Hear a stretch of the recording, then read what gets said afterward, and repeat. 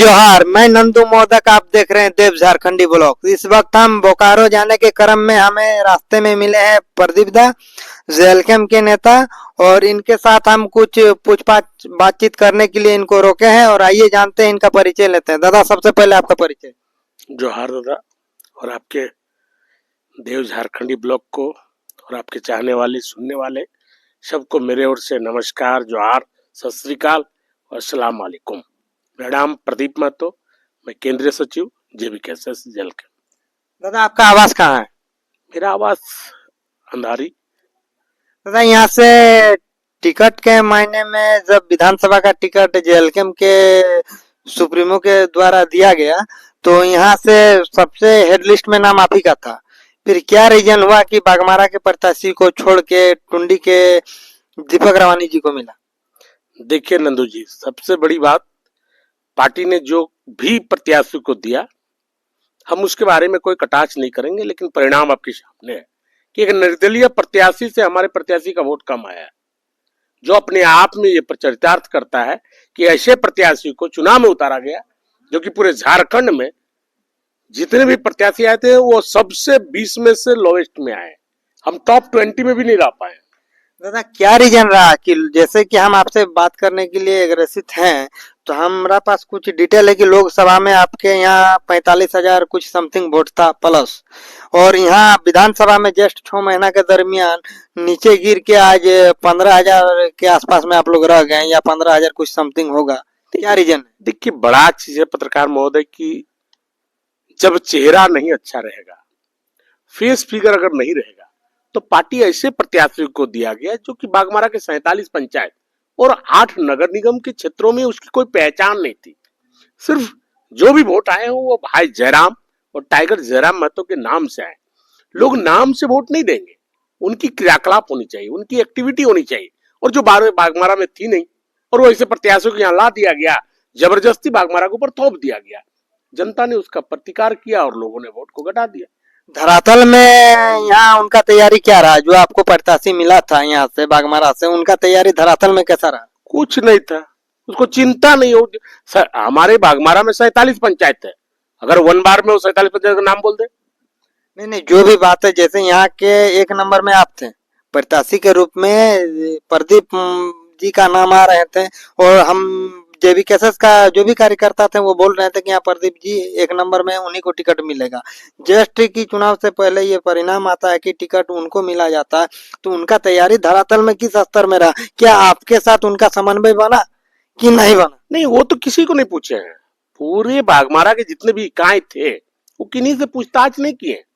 वो तो किसी से समन्वय क्या, वो लोगों से बैठना पसंद नहीं किया, लोगों को नॉमिनेशन में नहीं बुलाया, लोगों को किसी तरह का संवाद स्थापित नहीं किए, लोगों से कम्युनिकेशन नहीं किए, संवाद जो उनके साथ होना चाहिए कैडर के साथ। वो चूंकि बाघमारा को 4 जोन में बांटा गया था, जोन कमेटी को वो एनालाइज नहीं कर पाए, कैडर को मोटिवेट नहीं कर पाए, जिसका परिणाम आज आपके सामने है। तो ये भी एक रीजन हो सकता है, या कहीं यहाँ धनबाद के सांसद जो ढुल्लू महतो है, या तो उनके भाई को यहाँ से जो टिकट मिला भाजपा तरफ से, शरद महतो, उनका भी प्रभाव कुछ रहा, इसी रीजन की वजह से वोट कम आया? नहीं नहीं नहीं, ऐसी बात नहीं है। इसके पहले भी तो ढुल्लू महतो लोकसभा में थे। सीपी चौधरी यहाँ से 80,000 88,000 वोट लाया था, तो फिर भी हम लोग 47,000 वोट लाए थे। वैसा कोई प्रभाव नहीं है, न शरद का प्रभाव न ढुल्लू का प्रभाव है। ये बोलिए कि ऐसा प्रत्याशी देने से शरद महतो को आसान हो गया सीट निकालने के लिए। अच्छा, कुछ सुनने को आया था कि यहाँ से बाघमारा का कुछ एक मंडल टीम पूरे के पूरे इस्तीफा दे दिए थे, इसका क्या रीजन था? प्रत्याशी की चलती, क्योंकि प्रत्याशी से उसका बन नहीं रहा था, प्रत्याशी उसको पसंद नहीं था, उसको पार्टी के प्रति कोई एलर्जी नहीं, केंद्रीय अध्यक्ष के प्रति कोई एलर्जी नहीं, लेकिन प्रत्याशी नहीं था, जिसके चलते उन्होंने पार्टी छोड़ दिया। आज भी वो लोग स्वागत करते हैं, बोलते दादा कब बोलिएगा, हम पार्टी ज्वाइन करने को तैयार है, आपके नेतृत्व में हम लोग हमेशा चले हैं और चलेंगे आगे भी। जब भी आप कहिएगा, हम पार्टी नहीं छोड़े, हम प्रत्याशी को नहीं स्वीकार करेंगे, इस प्रत्याशी को हम नहीं स्वीकार करेंगे, जिसके चलते उन्होंने पार्टी से इस्तीफा दे दिया। यानी विधानसभा चुनाव में जो लोग मंडल टीम से इस्तीफा दिए, वो पार्टी नहीं छोड़े, पद छोड़े। हाँ, वो लोग दूसरा कोई पार्टी में नहीं गए, अभी भी जेएलकेम के इंतजार में रहे। हाँ, पार्टी एक्चुअली जब पॉलिटिशियन तो कहीं ना कहीं तो जाके अपना लोग बैठते उठते ही है, लेकिन एक होता है विचार से नहीं हटे। जेएलकेम का विचार, जयराम के सिद्धांत से वो हटे नहीं।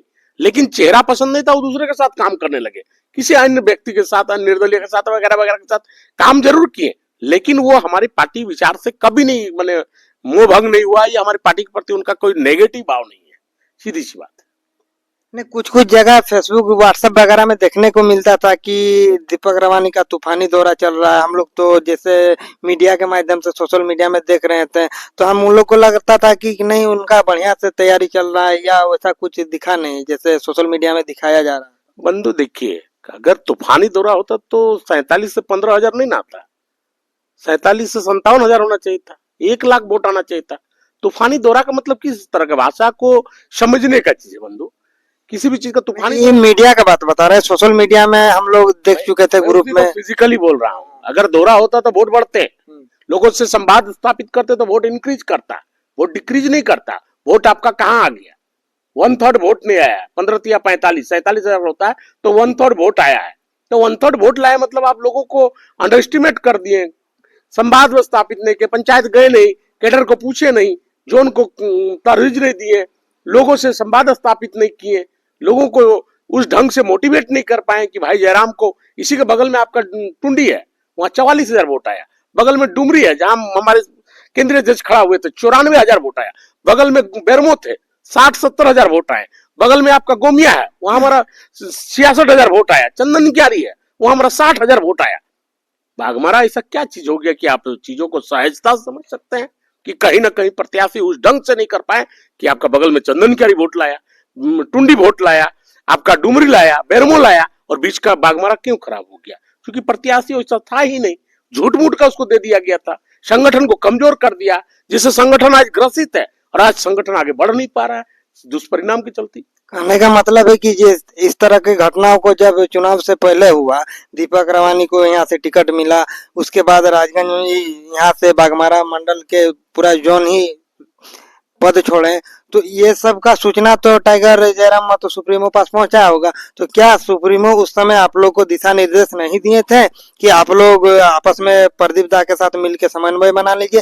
क्योंकि आपके पास समन्वय आपके साथ आके क्यों बनाते? क्योंकि यहाँ के 1 नंबर में आप थे प्रत्याशी के रूप में, टिकट आप ही को मिलने जा रहा था, ये पूरा बाघमारा की जनता को कहना। नंदू जी, मेरा टिकट कटा, केंद्रीय अध्यक्ष हमसे संवाद स्थापित नहीं किए, प्रत्याशी को तो छोड़ो, केंद्रीय अध्यक्ष को संवाद स्थापित करना चाहिए ना कि प्रदीप जी आप जो 3 साल खटे, 2.5 साल खटे, आप निश्चित तौर पे वहां पे करते थे, लेकिन आपको नहीं दिया जा रहा, चाहे समीकरण जो भी हो, हमें तक नहीं ओबलाइज किया गया, हमें विश्वास में नहीं लिया गया, और ऐसे प्रत्याशी को दे दिए जिसका कोई वैल्यू नहीं, ना सामाजिक तौर पे, ना ध्रुवीकरण के आधार पे, ना जातीय आधार पे, कोई समीकरण यहाँ नहीं बन पा रहा था, और जबरदस्ती इस तरह के प्रत्याशी को तोप दिया गया, जिसके चलते आज संगठन बाघमारा में हस्तक्षेप है। माने जो पार्टी के टिकट जिनको बाघमारा से दिया गया वो तो इनके साथ समन्वय बना ही नहीं, जो सुप्रीमो है टाइगर जयराम महतो, वो भी समन्वय बनाने में जरूरत नहीं समझे और इनके पास नहीं मिले और संवाद नहीं किए।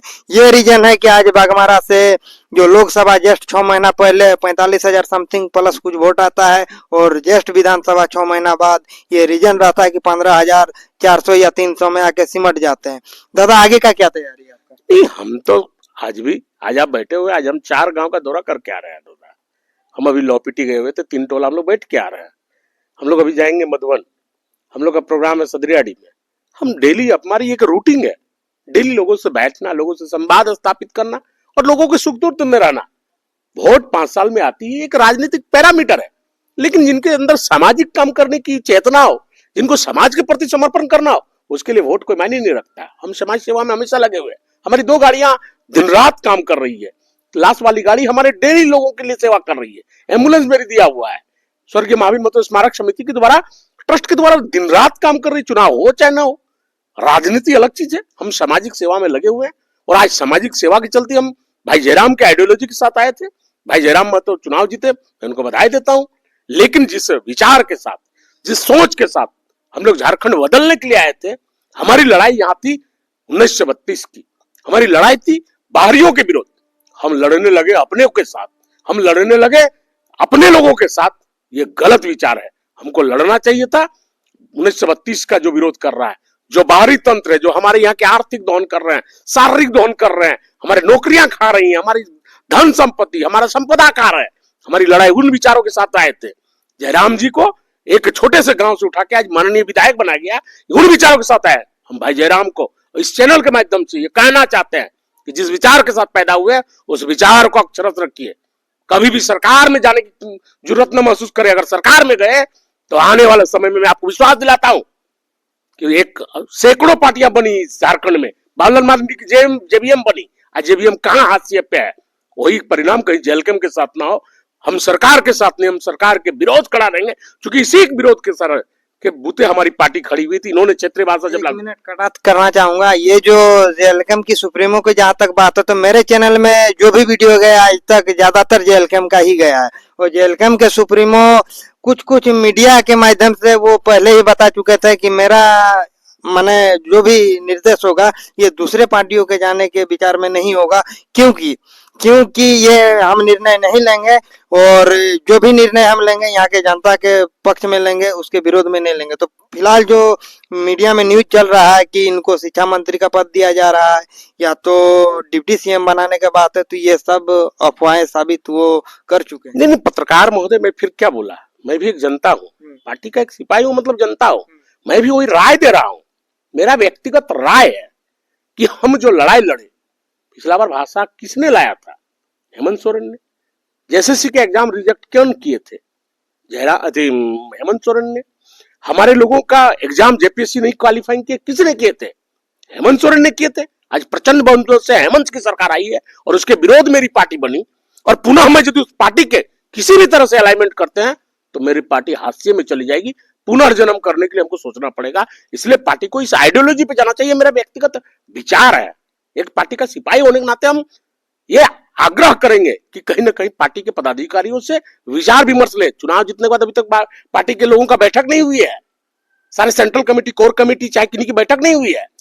तो आप अपने स्तर से किस तरह से तैयारी कर रहे हैं? जैसे बाघमारा में अनेकों समस्या है, विस्थापितों की समस्या है, अपने लोगों के जमीन जाने का समस्या है, नौकरी का समस्या है। बाघमारा में समस्या का कमी बोलिएगा तो माने कूट के भरा हुआ है। तो क्या धरातल पे ये काम आपका दिखेगा और अगले 5 साल 29 का आप तैयारी कर रहे हैं या किस तरह का आप? नंदू जी, देखिए, जो भी मेरे संज्ञान में आएंगे, क्योंकि मैं सरकार में नहीं हूँ, मैं विधायक नहीं हूँ, माननीय विधायक जी का भाई जीते हैं, 3 बार वो रहे, 1 बार ये रहे, 20 साल शासन उनके पास है, तंत्र उनके पास है, सिस्टम उनके पास है, समाधान तो उनको करना है। मैं जनता का सहयोगी हूँ। वो जिस दिन भाई को मौका देगा तब मेरी जिम्मेवारी होगी उसका विस्थापन, नियोजन वगैरह वगैरह मैं कैसे कर पाऊंगा।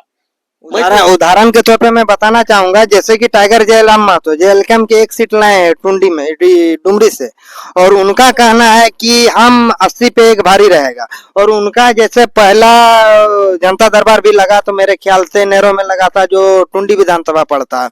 तो जेएलकेम के सिपाही होने के नाते मैं ये सवाल आपसे पूछता हूँ कि क्या जिस तरह आपका सुप्रीमो जीते डुमरी से है, जनता दरबार लगा रहे टुंडी में, उस तरह क्या विधायक कौन है बाघमारा के, इससे मतलब नहीं। आप अगर उनके सिपाही हैं और सच्चे सिपाही हैं तो आप उस स्तर पे काम कीजिएगा। आपका सुप्रीमो जिस दिशा निर्देश पे चल रहे हैं उस दिशा निर्देश पे आप भी चलिएगा, या अगले 5 साल का किस तरह का तैयारी कीजिएगा अपने पार्टी को लेकर? नहीं, निश्चित तौर पर यदि पार्टी का आदेश आएगा, जनता दरबार अगर हमारे विधायक जी आते हैं, पार्टी के सुप्रीमो आते हैं, तो निश्चित तौर पर हम लोग करेंगे, जनता दरबार करेंगे। लेकिन पार्टी का निर्देश होगा तब तो, अपने मन से हम कैसे कर देंगे?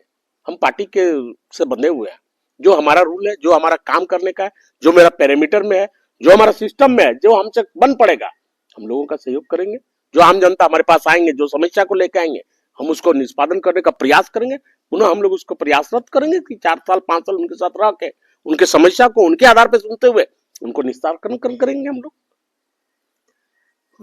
चलिए, बहुत बहुत धन्यवाद दादा मेरे चैनल में जुड़ने के लिए आपको। नमस्कार, जोहार, मैं नंदू मोदक, आप देख रहे थे देव झारखंडी ब्लॉग्स। देखते रहिए, जुड़े रहिए, ऐसे ही लेटेस्ट वीडियो आपको अगले वीडियो में भी मिलेगा देखने को। नमस्कार, जोहार।